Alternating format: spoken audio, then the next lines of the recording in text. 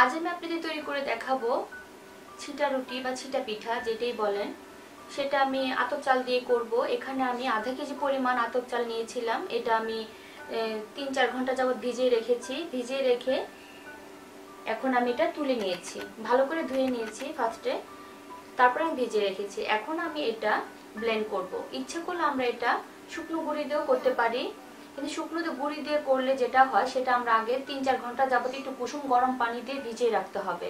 তো সবচেয়ে আমার কাছে এইটাই ভালো লাগে, যেটা নাকি তাৎক্ষণিক আমরা খামির করে করি, তাৎক্ষণিক যেটা আমরা ব্লেন্ড করে করি। তাহলে আমি চালটা আগে ব্লেন্ড করে নিই, তারপর আমি পানি মিশাবো এবং প্রয়োজন মতো লবণ দিব। তাহলে আমরা স্টার্ট করি। এখন আমি প্রয়োজন মতো চাল দিয়ে তারপর এটাকে আমি ছিটা রুটির জন্য খামির তৈরি করব।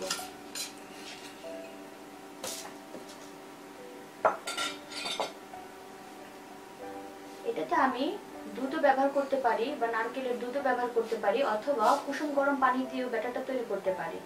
আমি এখানে অল্প পরিমাণে দুধ দিয়ে আগে ব্যাটারটা তৈরি করব, তারপর আমি গরম পানি দিয়ে দিব।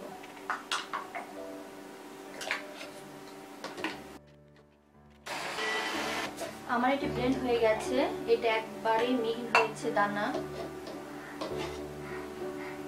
একবারে মিহিন হয়েছে দানা। যাতে নিচে কোনো সুজি না থাকে সেটাও দেখতে হবে, কেননা যখন আমি ছিটা পিঠে দিতে থাকবো তখন কিন্তু নিচে সুজির মতো জমে থাকবে। এই জন্য আমার ব্যাটারটা একবারে মিহিন হতে হবে। তাহলে আমি এটা নামিয়ে ফেলি এবং এভাবে করে আমি সবগুলো চাল ব্লেন্ড করে নিব। দুধ দিয়ে ব্যাটারটা তৈরি করেছি, এরকম হয়েছে। দুধ না দিলেও সমস্যা নেই, গরম পানি দিয়েও করা যাবে। এখন আমি যেটা করব, হালকা কুসুম গরম পানি দিয়ে আরো আমি এটা পাতলা করে নিব। ছিটা রুটির কাইটা যত আপনি পাতলা করবেন ততই পিঠাটা পাতলা হবে, তা না হলে ভারী ভারী হবে। এখন আমি পরিমাণ মতো লবণ দিয়ে দিব। তারপর আমি এখানে যেটা দিব সেটা হচ্ছে আদা এবং পেঁয়াজ একসাথে করে আমি বেটে নিয়েছি। এটা আমি 1 টেবিল চামচ দিব। এটা অনেকে দেয় অনেকে দেয় না, আমি দিই পানিতে, ফ্লেভারটা ভালো আসে এবং একটা ভালো একটি সুগন্ধ বের হয়। এখানে আমি 1 টেবিল চামচ দিয়ে দিলাম। তারপর আমি এখানে গরম পানি ব্যবহার করব, হালকা কুসুম গরম পানি 1 কাপ দিয়ে দিলাম। এখন আমি এটা ভালো করে মিক্স করে নেব। ছিটা রুটির খামিরটা যদি পাতলা হয় তাহলে সমস্যা নেই, পিঠাটা পাতলা হবে, এতে ভয়ের কিছু নেই। অনেকে এটাতে ময়দা ব্যবহার করে, আমি এটাতে ময়দা দিব না। ময়দা দিলে অবশ্য সফট হয়, কিন্তু এটাতে আমি চালের যে ক্রিস্পিটা সেটাই রাখতে যাচ্ছি এবং নরমও হবে। এখন আমি হাত দিয়ে দেখাই, চামচে দেখালে বুঝবেন না। এটা কিন্তু আমরা আরো পানি দিলেও ভালো হবে। এখানে আমি আরেকটু পরিমাণে পানি দিয়ে দিব এবং পিঠা যখন আমি দিব তখন বুঝতে পারবেন এটা কত পাতলা হয়েছে। আমার হাতে কিন্তু দেখা যাচ্ছে না,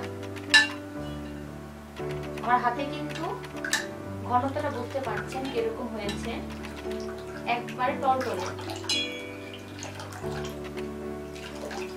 তাহলে আমি এটা 10 মিনিটের জন্য এটা ঢেকে রেখে দিব এবং আমি পিঠা পরে বানিয়ে দেখিয়ে দিব। এখন আমি পিঠাটি তৈরি করব, ছিটা পিঠা। এর জন্য আমি করতে পারি কি, অর্ধেকটা আমি আলাদা করে নিয়ে একটি ডিম দিতে পারি। অনেকে আবার ডিম দিয়েও করে, আবার ডিম না দিয়েও করে, ডিম দিলে একটু সফট হয়। আর অর্ধেকটি আমি ডিম ছাড়া দেখিব। তাহলে আমি অর্ধেকটা একটা বাটিতে নিয়ে নিই। এখন আমি এটাতে একটি ডিম ভেঙে দেব।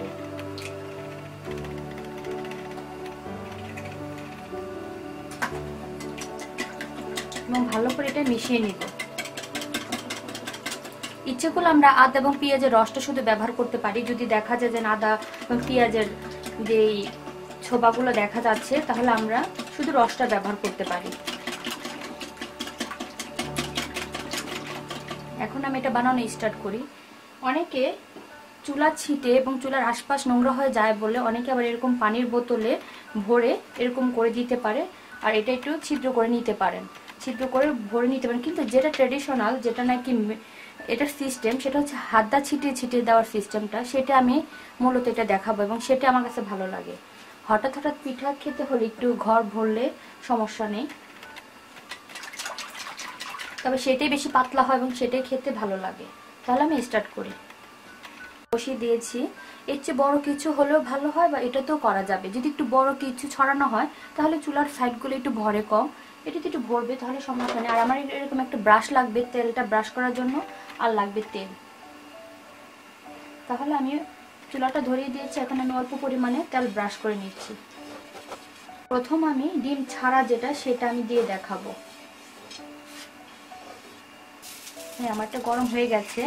এখন আমি এভাবে আমি আরেকবার দেখিয়ে দিচ্ছি। আমার হাতে কিন্তু কোনো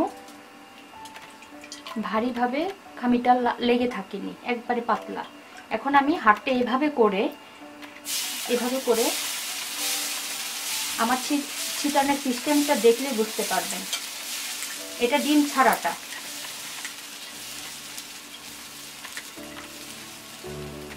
এটা বানানোর সময় আদার একটা সুন্দর একটা ফ্লেভার বের হয়, সেটা ভালো লাগে। এখন এরকমই থাকবে। এর চেয়ে যদি আমি বেশি দিতে যাই তাহলে কিন্তু পিঠাটা মোটা হয়ে যাবে। এখন আমি 1 মিনিটের জন্য একটু ঢেকে দিব। চুলার আঁচটা মিডিয়ামের চেয়ে একটু কম থাকবে। অনেক সময় দেখা যায় আমরা ঘরে সবসময় দেখা যায় রুটি খেয়ে থাকি, রুটির বদলে আমরা এই পিঠাটাও সকালে নাস্তা হিসাবে খেতে পারি। এখন আমি এটা উঠিয়ে দিব। উঠিয়ে একটু সময় রাখবো। এভাবেই রাখার পরে একটা চামচ দিয়ে এভাবে করলে এটা উঠে যাবে। তারপর আমি হাত দিয়ে, দেখতেই পাচ্ছেন কত পাতলা, এভাবে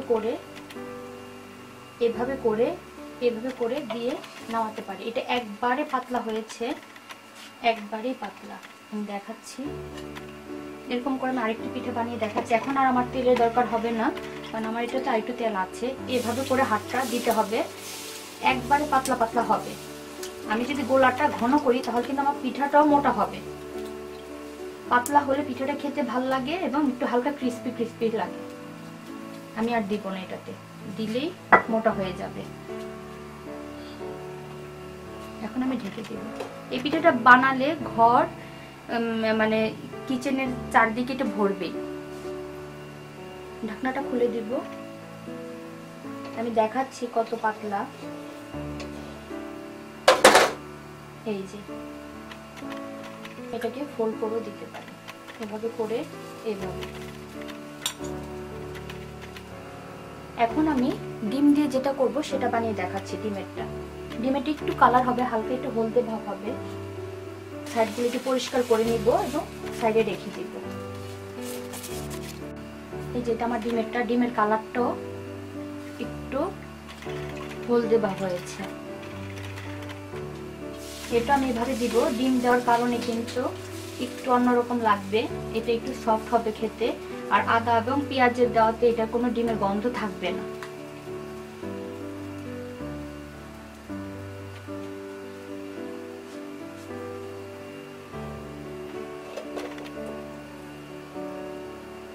ডিমেরটাতে ইচ্ছে করলে আমি আরেকটু পানি দিতে পারি, তাহলে কিন্তু আরো পাতলা হবে।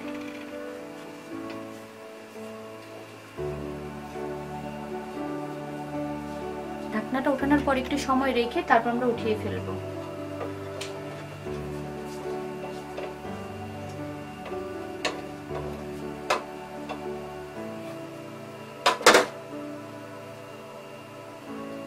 এটা কিন্তু ওইটার চেয়ে এটা আরো বেশি সফট হয়েছে ডিম দেওয়ার কারণে।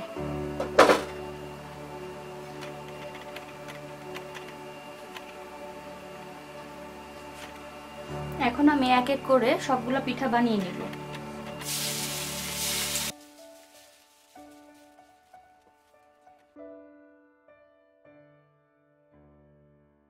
দর্শক, তৈরি হয়ে গেল আমার ছিটারুটি পিঠা। এটাতে যেটা হলুদ কালার দেখতে পাচ্ছেন সেটা হচ্ছে আমি ডিম দিয়ে করা, যেটা সাদা এটা ডিম ছাড়া। আর এটা দেখতে পাচ্ছেন অনেক নরম হয়েছে, একবারে নরম। এটা আমি 4 ভাঁজ করার পরে এরকম মোটা হয়েছে। এটা আপনি গরুর মাংস ভুনা, মুরগি ভুনা বা ডিম ভাজি, যে কোনো জিনিস ভাজি দিয়েও খাওয়া যায়। তাহলে দর্শক, আমার চ্যানেলটিকে সাবস্ক্রাইব করবেন। আর আমার ভিডিওটি যদি ভালো লেগে থাকে তাহলে অবশ্যই একটা লাইক দিবেন। নেক্সট আবার দেখা হবে। আজ এই পর্যন্তই। ধন্যবাদ সবাইকে।